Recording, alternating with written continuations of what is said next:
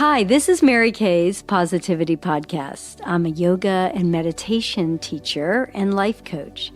I'm also author of several self-help books. Today I have Karyn Reece with us. Karyn is a motivational speaker and a life coach who uses her psychic mediumship to transform lives.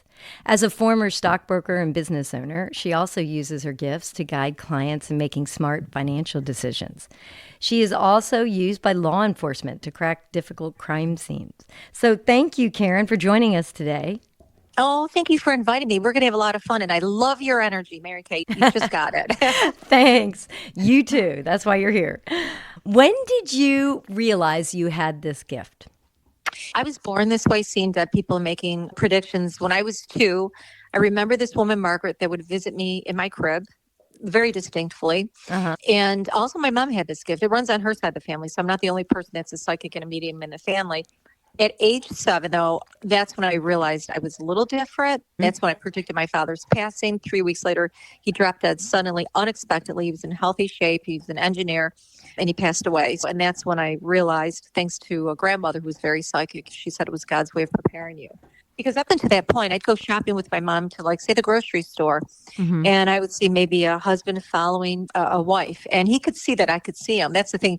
People on the other side, they know when you can actually sense them, Right. as well as seeing predictions. And it didn't help either with my mom growing up. Oh, I saw 3 months today. Oh, there's dead Uncle John, or there's going to be a plane crash or whatever. Oh, wow. It was just that way in my house. It was just weird. Yeah, I thought it no, was they normal, do. though. It tends to come in generationally in families, right?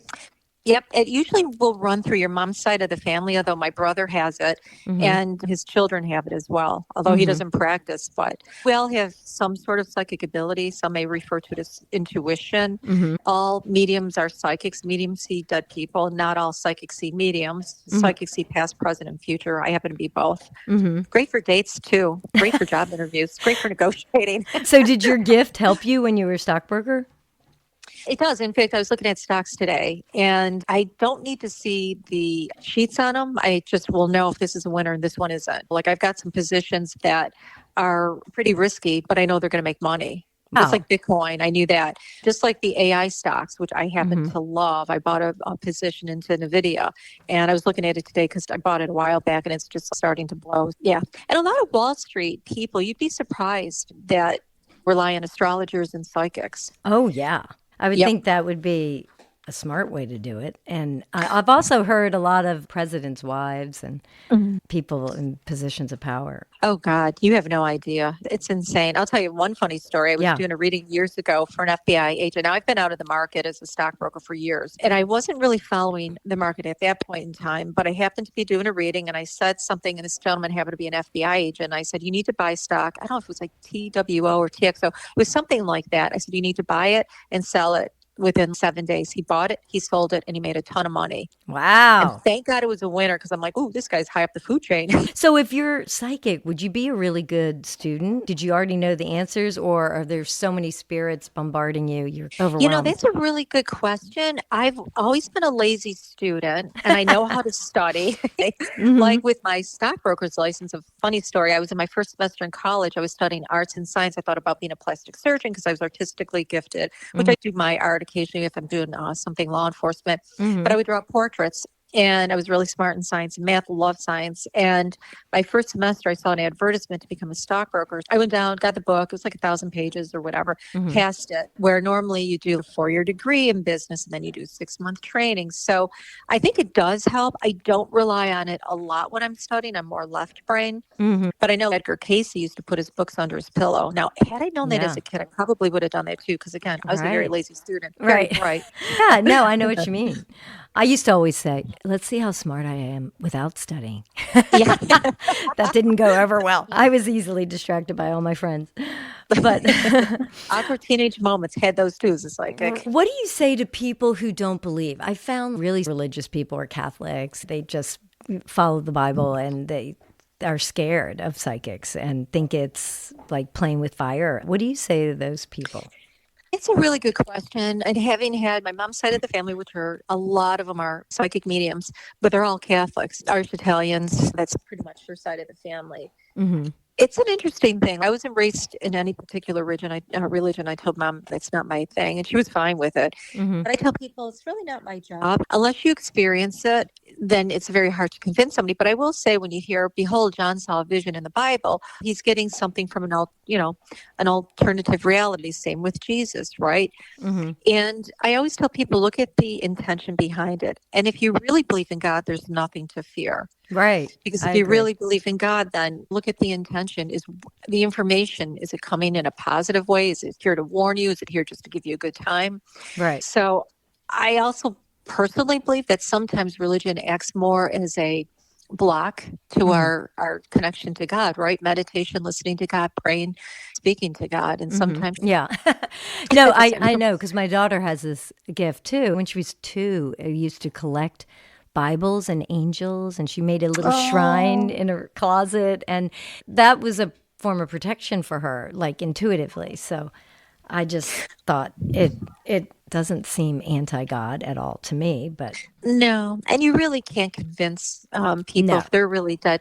I personally think religion's a great basis, but it's not the full God, Right, right? So right. the divinity within. And you can look at the Bible three different ways. And Mm-hmm. I tell people you can look at it literally, or Moses didn't have a GPS and he got a little lost. Mm-hmm. But you could look at it literally or symbolically, moving mountains, moving out of your own consciousness. Mm-hmm. Or my favorite is astrologically. If you look at the 12 disciples, they correspond to different astrological, yeah, like I think Judas is Pisces or whatever, Yeah, which is I've kind of seen that. interesting. It is very Yeah. interesting. What's the most interesting criminal case you've worked on? Well, I've worked on a lot. There's actually two. I get really weird cases, mostly murders. Mm-hmm. So there was one case, and it was really fun. The whole dynamics were really weird. So somebody had called me and they wanted me to work on this case, and they wanted me to contact their detective, which I contacted the detective, and he lived in Nebraska. Oddly enough, I started reading him, and he didn't believe in psychics at the time. And I mentioned his wife by first name, that he was going through divorce. I happened to mention his partner by last name that was sitting next to him. And I started mentioning all this other crazy stuff, but it was a murder case in which a body was cut up and put into like lime based bins. The body was put in a bin with all this lime. But what was weird, I drew this picture and I said, it looks like the house is coming out. It's a barn. It's coming out of the ground. And he kept denying me and denying me. Finally, he couldn't deny me after I started hitting. But what was even stranger, the place where this murder or this body was in Lancaster, Nebraska. I was living in Lancaster, New York, which was even weirder. Wow. Yeah, when I do murder cases, I go into the mind of both the victim and the perpetrator, which is really weird. And to that, I'll say, you and I may share the same expression. We might both feel joy, but we'll feel it in a different way. Mm-hmm. Both might say happiness, but we'll feel happiness in a different way, like our emotional states. Mm-hmm. So when I go into the mind of either a victim or the killer, I'll pick up that kind of feeling. It's a really strange place. Yeah, I'll Um, say. yeah, it is. And I remember seeing that this person was bound, and I felt my hands were being bound. And oh, and one other one, which was even weirder, there was a ritual associated with this murder. There were two boys, a girl, and there was another girl, and they were in their early 20s range, but they were doing a ritual and they ended up murdering a young female. And they took her out into the forest, for lack of a better word, and they did a ritual, and it had a lot of heavy negative energies. And when I was doing it, when I was doing my psychic read on it, I could actually see negative energies associated with these three people that murdered this young girl, So you think classmate of theirs. so you think these negative energies influence them? Yes, and I think they were looking for negative energies. I don't know why people look for negative energies. If No. you want power, go for the white light power. Don't do the Right. negative.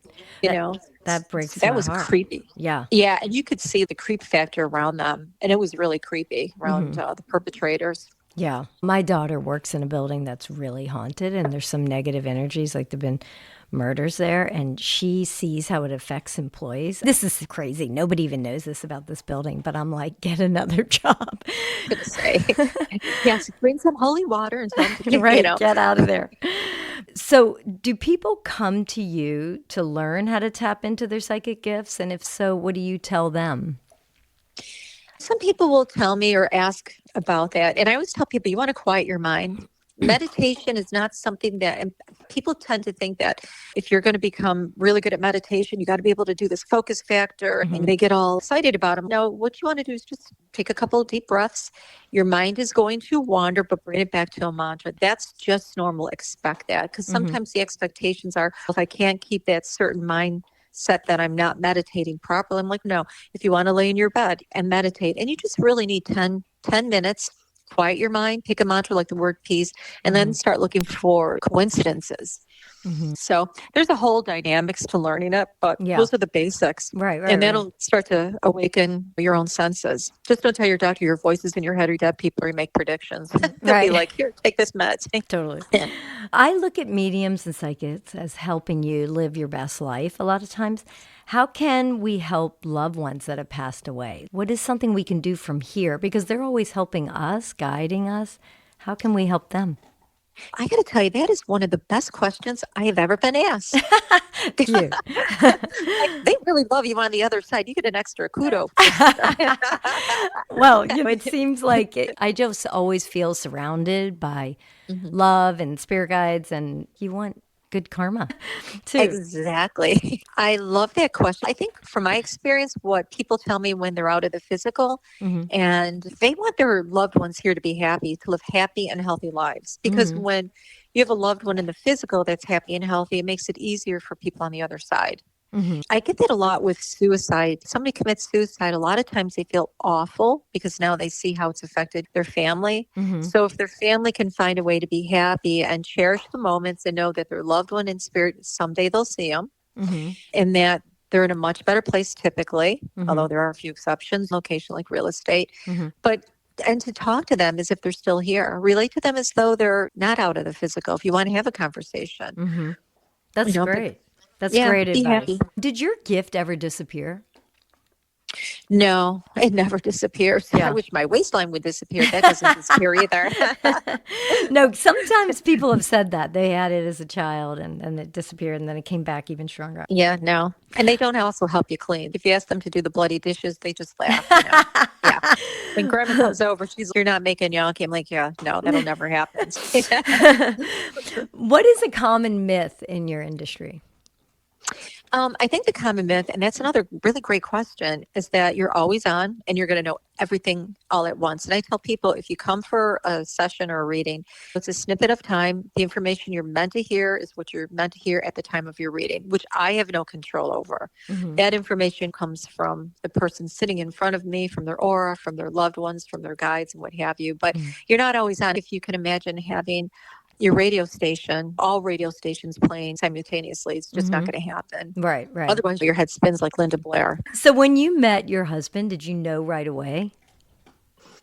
I actually saw his face 3 days before I met him. I was driving, going to see classical music, and all of a sudden, his face appeared, and I'm like, that's the man I'm going to marry, because we were very polar opposite. He was eccentric, but very artsy, and he was a stockbroker, and I didn't even meet him in the industry, which you would have thought. I met him in a real weird way. But I did tell him there is an added extra benefit in my family the night I met him. We're all psychics. And he wasn't freaked out. That's a good sign. Yeah, no, he definitely wasn't freaked out, but he thought it was funny. But then he started, over time, he would pick up. We lived in an old Victorian home that we had purchased, and I kept saying, somebody by the name, I think it was like John Lillian. He keeps coming to visit me, and then he did research, and one of the owners' names was John Willian in like 1852. And then we would hear music, and he would start to hear it. When you're around a psychic, a lot of times your own psychic antenna gets sharpened. It's interesting. Yeah. Tell us about a client that really touched your heart. It's a really sad story. So this is years ago. There's actually two. Yeah. This one's a really interesting. I could go on and on. But, I know. Go on. So one day, 3 or 4 clients, and I kept seeing this gentleman walking outside with his shepherd dog. And I'm like, who's this guy, right? And I kept saying to the people, do you know this guy? Yada, yada, no. But he was walking outside. He was a spirit guide. I described him. Then I had to go to a house party years ago. So I'm going to this house party way out in God's country. I get to the party. I start reading. The owner sits down. She's a young girl, maybe in her mid-30s, real pretty girl. She had 2 young boys, a 10-year-old and a 12-year-old. As she sat down, all of a sudden, this gentleman appears. Oh, wait a minute, your husband's on the other side. His name is Dave, and so on and so forth. And I said, he was in law enforcement. He's got his shepherd with him. And I said, and you just heard the song that you danced to this morning. It's Unchained Melody by the Righteous Brothers. All of a sudden, she's bawling. So she lost her husband, a young mother, lost her husband. He was a police officer. And she said, I heard it this morning on the radio. That's what woke me up. That song, I woke up to the song. And that song was what we danced at our wedding. Wow. So she's bawling, and I'm like, it's bothering me all day. Then fast forward, but I am an animal lover, loved his dog. I get in my car to leave after whatever. Mm-hmm. And as I'm driving, he's in my car and he says, Karyn, I can't thank you enough. I said, hey, what are friends for? And we're driving and talking and chatting, and his dog was in the back seat. And we're just having a rolling fun time. I'm a big animal lover. And he's made my day and so on and so forth. I said, hey, not a problem. As he's ending that, all of a sudden, that song, Unchained Melody, came up on the radio. Wow. So he faded. So did his dog. Apparently, they had other work to do. And that song came up. And I thought, that's amazing. Right. Because that song came up. Of course, I called his wife the next day and I told her that. Yep. So it's really interesting. Another time I was doing a house party many years ago. And it was supposed to be all women. So when I got there, this husband was there. When I was driving, there was a man in the car. And he said, you're going to meet with somebody at this party. I said, fine. So I get to the party. This gentleman turned out to be the wife's brother or something like that. Or no, one of the other people said hi. Anyways, I walk in and I said, oh, you're on your way out. I go, but no, I need to talk to you because I heard I need to talk to him. He was my first reading. He goes, I'm supposed to be leaving. I go, no, you're meant to be here for a reason. Anyways, he sits down. I go, your sister's here. He starts bawling. I said, wait a minute, her husband's here. He's really bawling. I go, wait a minute, the husband's apologizing about your sister, your brother-in-law. And I go, wait a minute, your brother-in-law is your wife's brother? It got really weird. Oh, so wow. Long story short, yep, his wife's brother married his sister. They had introduced the two. Wow. His wife's brother did a murder-suicide. He came in to apologize. She was there saying everything is okay, so on and so forth. This guy is bawling. Do you know, afterwards, he goes, for 13 years I've been in therapy. He goes, nothing helped but today. Wow. See, I love that. Yep. He wasn't even expecting a reading, but I'm like, you know what? You're meant to have it. Right. He was very upset with his brother-in-law. He got it off his chest to his brother-in-law and the murder-suicide. Mm-hmm. So it was a good, healthy improvement in his life. It was like a release of all that anger and grief and I learned that life is a fleeting moment in time, and when you learn to let go of the worry and fear, it's a lot easier to discover your life purpose or your soulmates and really thrive. Do we have a lot of soulmates and spirit guides around helping us, and how do you know if you've met a soulmate? Oh my God, we're such dumbasses on planet Earth, so we need all the help we can get. You're not the sharpest tools. God's look, you dumbass. You got to go back again. You screwed up the last time, So we typically will have 3 guides that the minute God created us, we've had them in our world. And then you'll have specialists that will come in. So you might need the art guide or the CPA guide or whatever you're working on, the medical guide. Right. And as far as soulmates, it's funny because people define soulmates differently, but we'll have a multitude of different experiences with different people. Some lifetimes we've had better romantic partners than in other lifetimes. And typically when you meet a romantic partner, it doesn't mean that you just have one, but you might have a favorite or maybe 2 or 3 favorites because we've all lived multiple lifetimes. Mm-hmm. So oftentimes we'll bring people back in to work on whatever, either have closure or work something or finish something or start something or whatever. And our guides will help us. We just have to put it out there and ask for their assistance. They don't often just help. Usually you have to ask, although you can look for your guides when you go to your dream state because we all have out-of-body experiences. Mm-hmm. When you feel you're falling off your bed or something like that when you're sleeping. Right. You've been out of body. So you can request, I will remember seeing my guide or my loved ones. And you can start to remember those connections. Yeah, that's really interesting. I remember being a teen, whenever I slept, I felt like I was falling off a boat. And if you drink too much, you might feel that way too. Just saying. Maybe that was it. So have you been able to help someone with their life purpose? Do you have a client example of something like that? Yes, I had recently, it's funny you should say that, I had somebody that had been practicing law for about 20 years, but that was really not their dreams. That's not what they really wanted to do. Mm-hmm. And it was funny because when I first connected in with them, I said, you should be a teacher. That's all around you. I said, you will eventually teach. And that's exactly what their heart and soul was to teach. Mm-hmm. And so they're actually making the shift as we speak.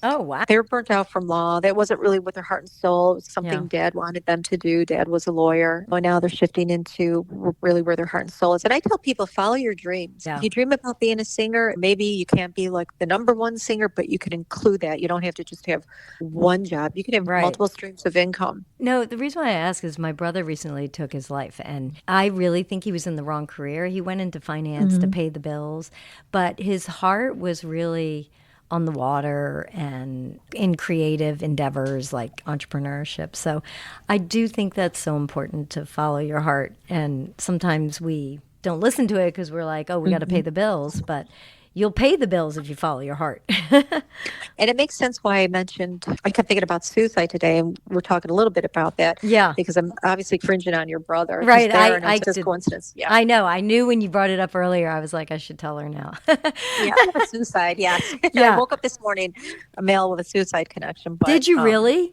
I swear to God, yep. Yeah. And also the name John too. I think he's connected to a John somehow, maybe on the other side.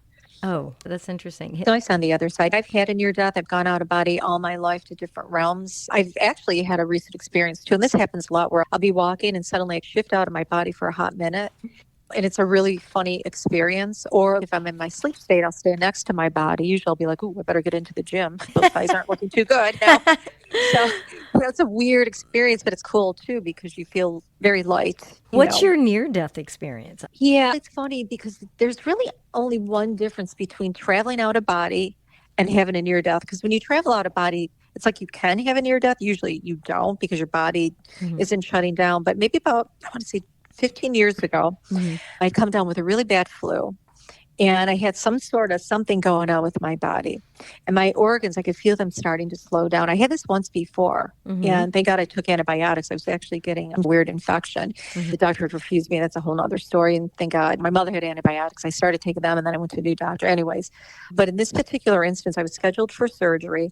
And my body started to shut down and I could feel everything slowing down. I was sleeping. I wasn't feeling good. I went out of body. And there I'm looking at my grandmother that I simply adored, my Italian grandmother, and my mother-in-law, who I also adored, and my aunt, who's like another mother to me.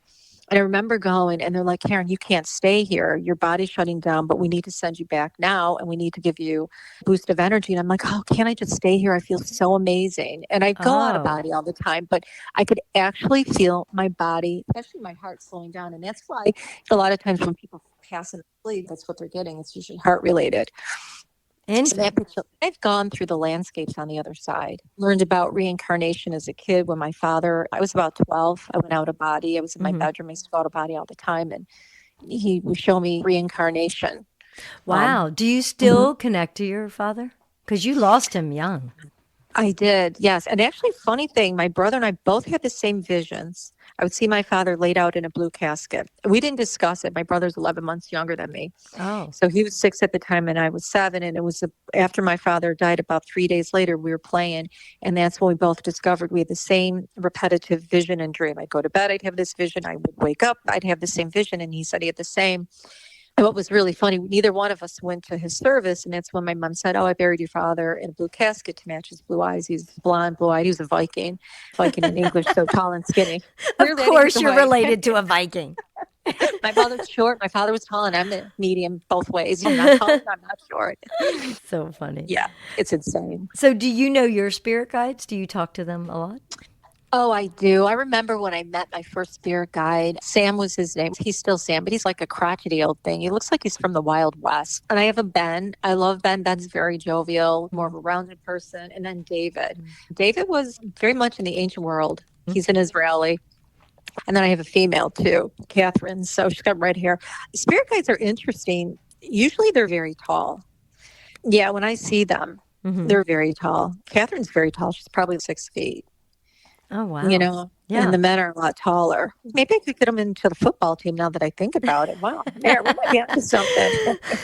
Spirit football, get in the spirit. Are there any places or buildings people should avoid because there are negative energies there? Or how do you know when something is really unsafe for you? Because sometimes when people are filled with worry, I find that they can't hear their intuition, they can't trust it. Yes. So, how can we really know how to avoid these things? Well, and that's a really good question. That takes training to delineate between worry versus trying to pick up something intuitively Mm-hmm. speaking.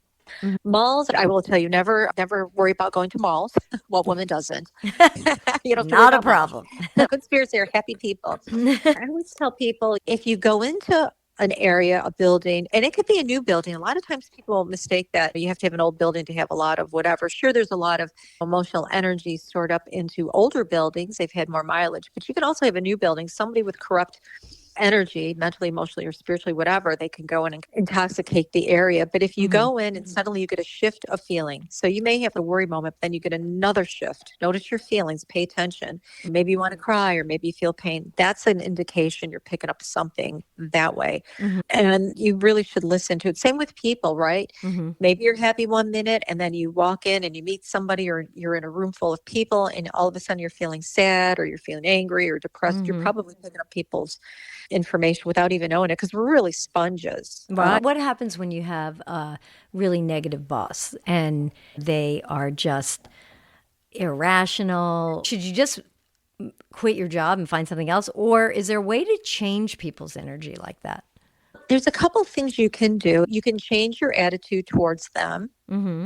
You can look at them, step back and stop taking it personal. You can white light yourself, tell yourself, I surround myself with God's white light. Mm-hmm. I use a power prayer and it really does work. And it goes like this: Dear God, I dedicate this day to you. Let everything that comes to me, let it be from you. And then you can put a request in, please, God, please make my boss happier. Please have my boss stop bothering me, whatever you need to say. Help me Yeah. find a parking spot in the Right. name of God. But if all else fails, sometimes you're better off looking for work. We spend the majority of our life working. Mm-hmm. So, No. Yeah. negative, So it matters. it does, because subconsciously it also affects you too.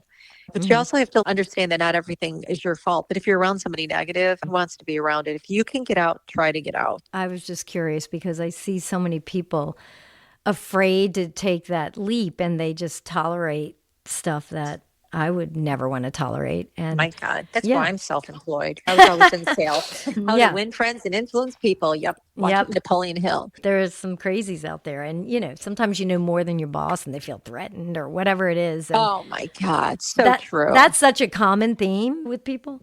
So, Isn't it? yeah. Yes. Are there any other client stories that you could share that were really interesting or stand out to you? Because one thing that you did that you actually helped a friend of mine, I had an ex-boyfriend a long time ago whose mother had passed away. And one time he opened up to me and he said, I think my stepfather killed her. And I go, that's really heavy. Why don't you report it to the police? And he said he had her body immediately cremated. And so I had actually asked you about it and you said, oh, he pushed her down the stairs. He killed her.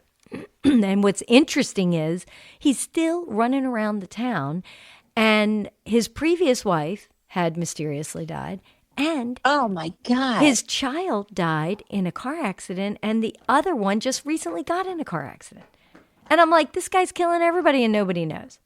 Oh my God. Then you know what? I would go to a higher authority, like an Yeah. FBI. He just was like, I can't bring her back. So why? And I go, because he's going to keep killing people.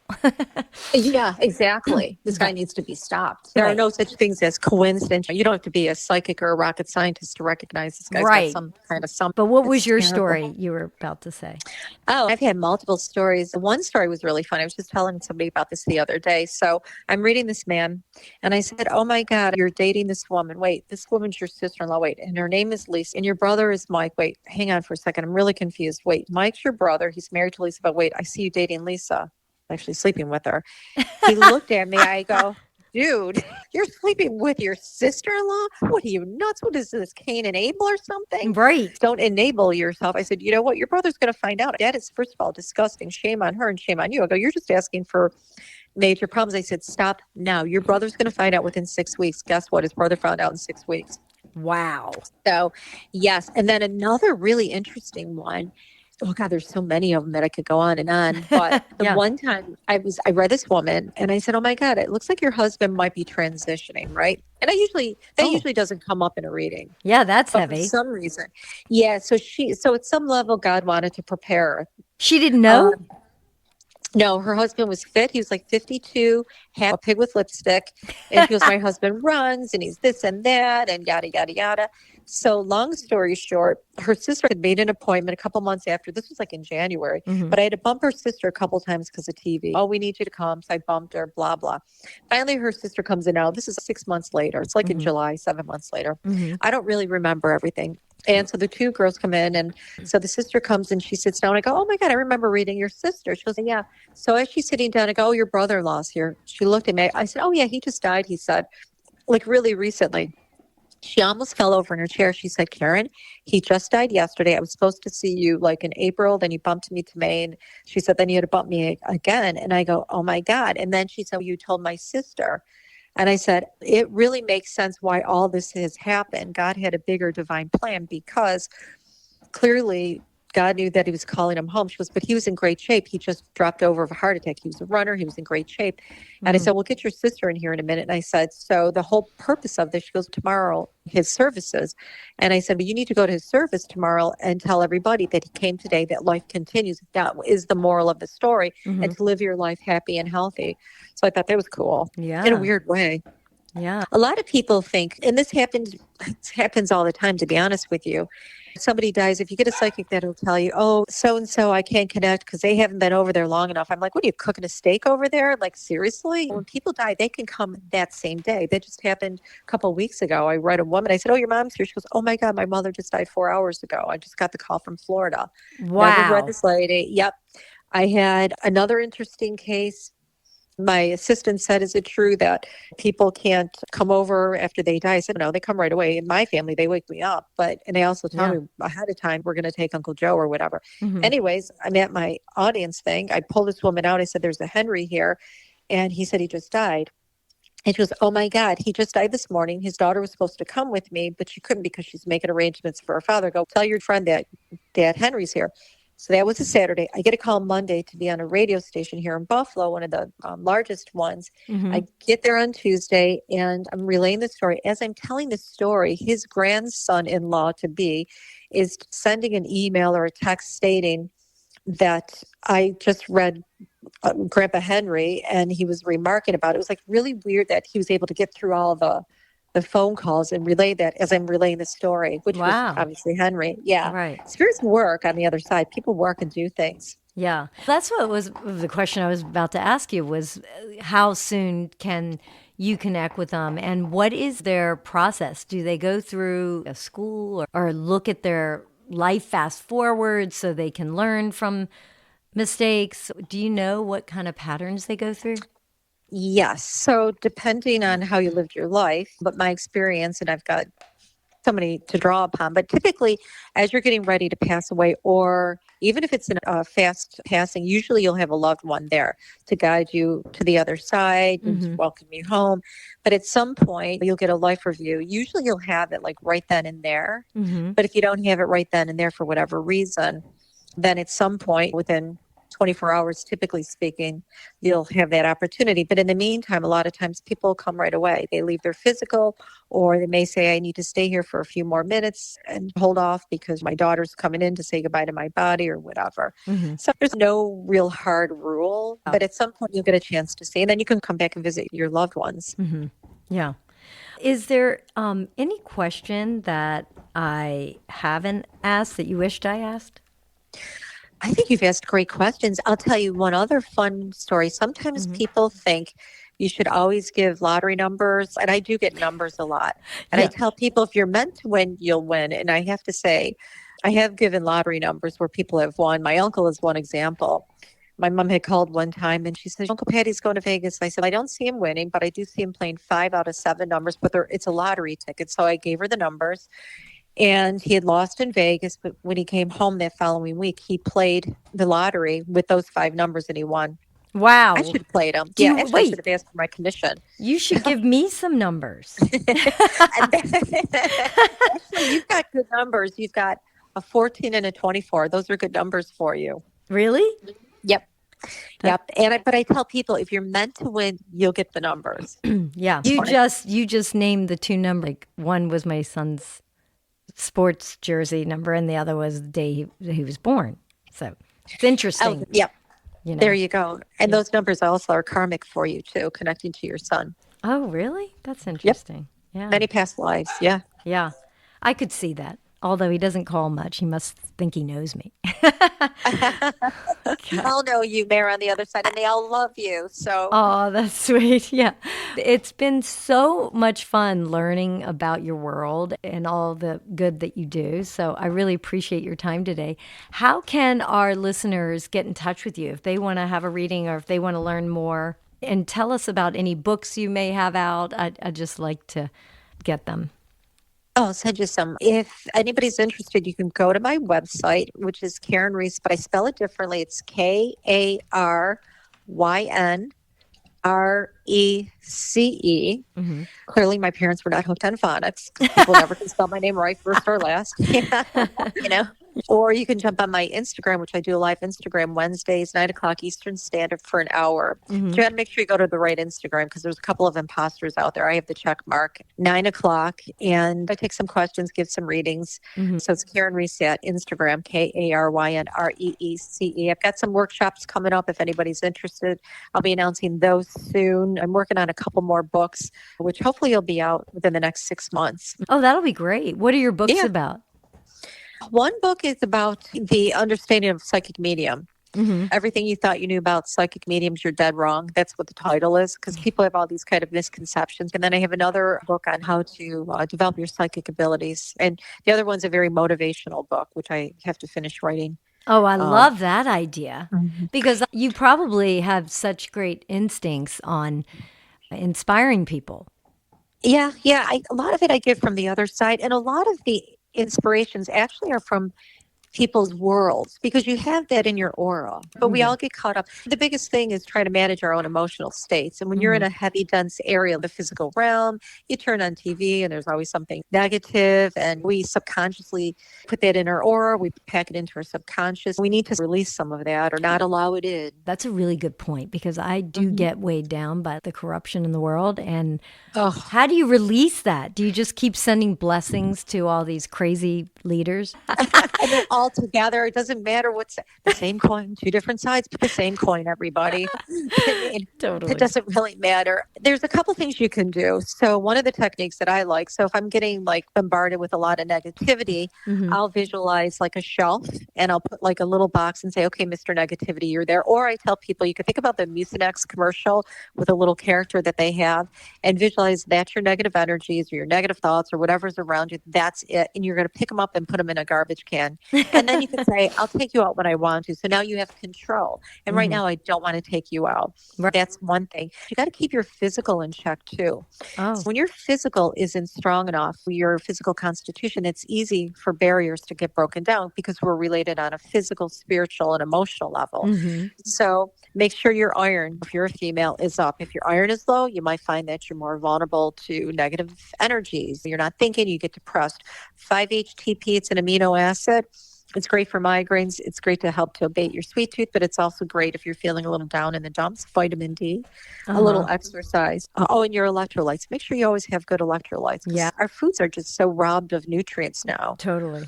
And sunshine. I feel like sunshine is just a game changer.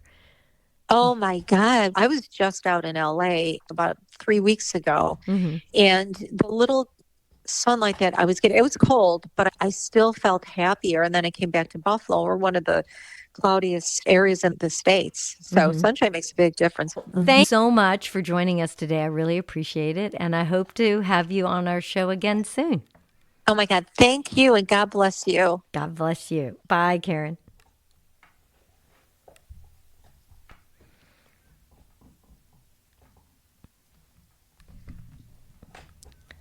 So we're going to prepare for a meditation.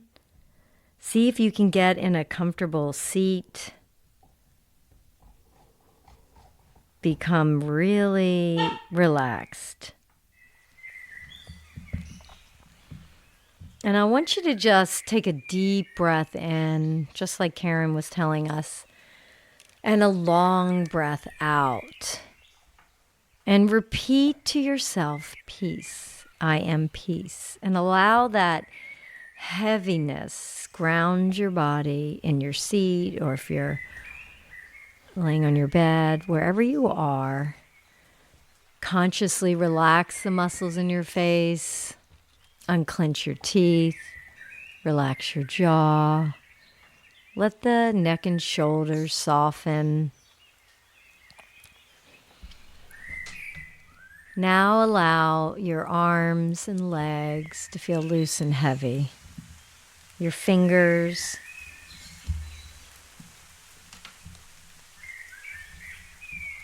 Bring your attention to your fingers.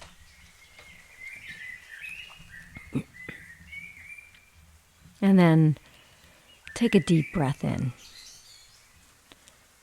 I am peace. Now exhale, letting go of any negative energy. Let it leave the body. Your rib cage relaxes, rises and falls with breath. And I want you to visualize sunshine, like shining down bright into your skin, healing your brain and your heart. Again, slowly inhale through your nose, pulling air down into your belly. And then as your abdomen expands up into your rib cage and finally your chest, hold for a few seconds. Then breathe out slowly while drawing in your abdomen and relaxing your chest and rib cage. Breathe in slowly, just as you did before.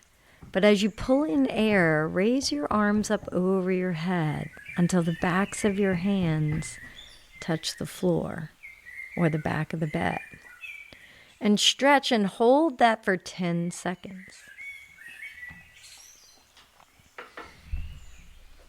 As you slowly exhale, bring your arms back over your head to your sides.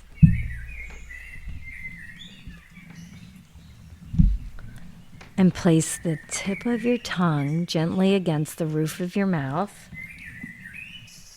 And breathe in slowly through your nose. And as you exhale, visualize any stress in your body or mind transforming into smoke and leaving your body with your breath. My puppies are wanting to go for a walk. Sorry for their interruption. But I hope that you can stay with this peaceful feeling all week. Thanks for joining us today. Namaste.